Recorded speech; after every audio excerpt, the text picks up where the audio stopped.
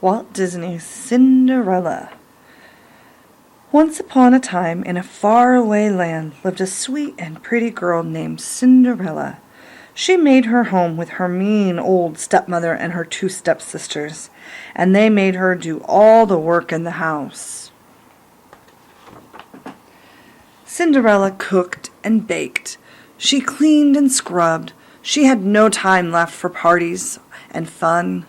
But one day an invitation came from the palace of the king. A great ball was to be given for the prince of the land, and every young girl in the kingdom was invited. How nice, thought Cinderella. I'm invited too. But her mean stepsisters never thought of her. They thought only of themselves, of course. They had all sorts of jobs for Cinderella to do. Wash this slip, press this dress, curl my hair, find my fan. They both kept shouting as fast as they could speak. But I must get ready for myself. I'm going too, said Cinderella. You, they hooted. The prince's ball for you? And they kept her busy all day long. She worked in the morning while her stepsisters slept. She worked all afternoon while they bathed and dressed. And in the evening she had to help them put on the finishing touches for the ball. She had not 1 minute to think of herself.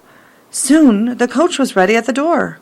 The ugly stepsisters were powdered, pressed, and curled, but there stood Cinderella in her workday rags. "Why, Cinderella," said the stepsisters, "you're not dressed for the ball." "No," said Cinderella, "I guess I cannot go." Poor Cinderella sat weeping in the garden. Suddenly a little old woman with a sweet, kind face stood before her. It was her fairy godmother. "Hurry, child," she said. "You are going to the ball." Cinderella could hardly believe her eyes. The fairy godmother turned a fat pumpkin into a splendid coach. Next, her pet mice became horses, and her dog a fine footman. The barn horse was turned into a coachman. "There, my dear," said the fairy godmother. "Now into the coach with you, and off to the ball you go." "But my dress," said Cinderella. "Lovely, dear," the fairy godmother began, but then she really looked at Cinderella's rags. "Oh, good heavens," she said. "You could never go in that." She waved her magic wand. "Salgadoola, Menchikia-baloola, bibbidi-bobbidi-boo," she said. There stood Cinderella in the loveliest ball dress that ever was, and on her feet were tiny glass slippers. "Oh," cried Cinderella, "how can I ever thank you?" "Just have a wonderful time at the ball, my dear," said her fairy godmother. "But remember, this magic lasts only until midnight. At the stroke of midnight, the spell will be broken, and everything will be as it was before." "I will remember," said Cinderella. "It is more than I ever dreamed of." Then into the magic coach she stepped, and was whirled away to the ball. And such a ball! The king's palace was ablaze with lights. There was music and laughter, and every lady in the land was dressed in her beautiful best. But Cinderella was the loveliest of them all. The prince never left her side all evening long. They danced every dance.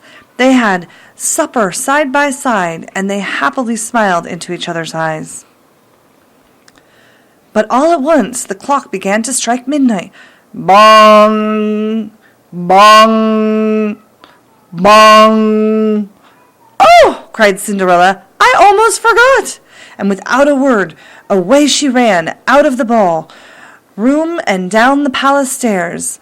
She lost one glass slipper, but she could not stop. Into her magic coach she stepped, and away it rolled. But as the clock stopped striking, the coach disappeared, and no one knew where she had gone. Next morning all the kingdom was filled with the news. The Grand Duke was going from house to house with a small glass slipper in his hand. for the prince had said he would marry no one but the girl who could wear that tiny shoe. Every girl in the land tried hard to put it on. The ugly stepsisters tried hardest of all, but not a one could wear the glass shoe.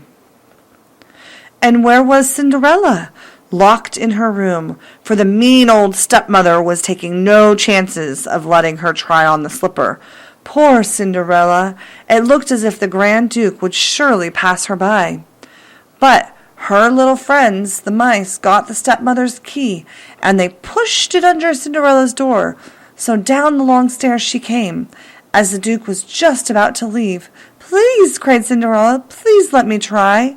And of course the slipper fitted, since it was her very own, and was all the Duke needed. Now his long search was done, and so Cinderella became the prince's bride and lived happily ever after, and the little pet mice lived in the palace and were happily ever after too.